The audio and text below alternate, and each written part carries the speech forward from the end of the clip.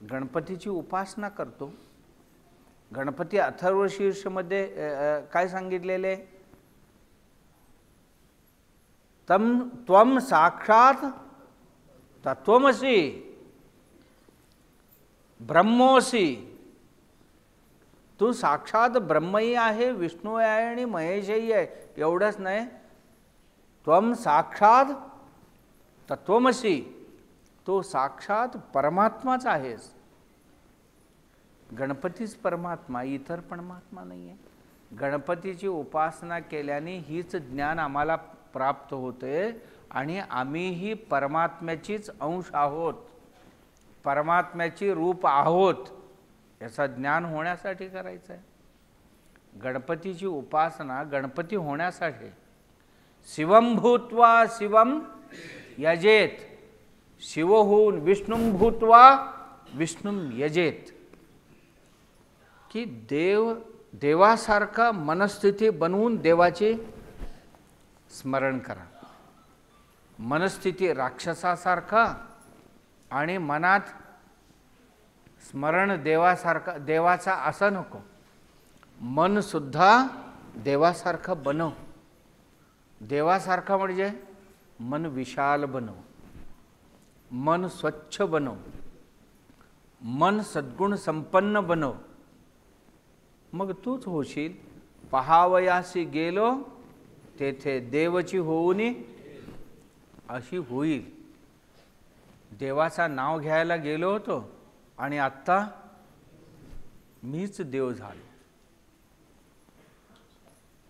देव माझा मी देवाचा, हीच माझी सत्यवाचा. देव माझा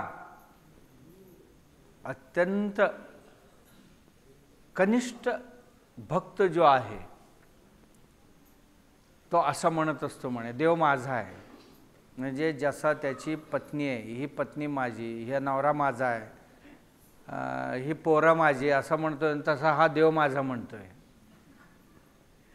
हा निम्न स्तरातला भक्त आहे. शाणा भक्त असा कधी म्हणू शकत नाही. हा जरासा मुग्ध आहे.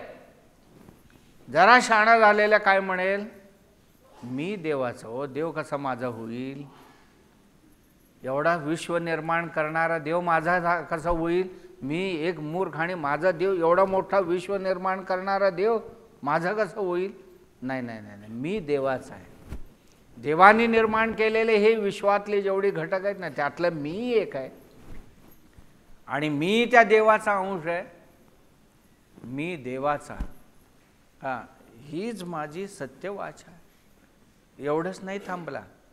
म्हणून मी त्या देवाला पाहायला गेलो आणि गेल्यानंतर समुद्र पाहायला गेलेले नदी जसं समुद्रच बनते तसा देव पाहायला गेलेलो मी. आणि आत्ता वेगळं नाही राहिलो. मला आत्ता देवापासून वेगळा करता येत नाही.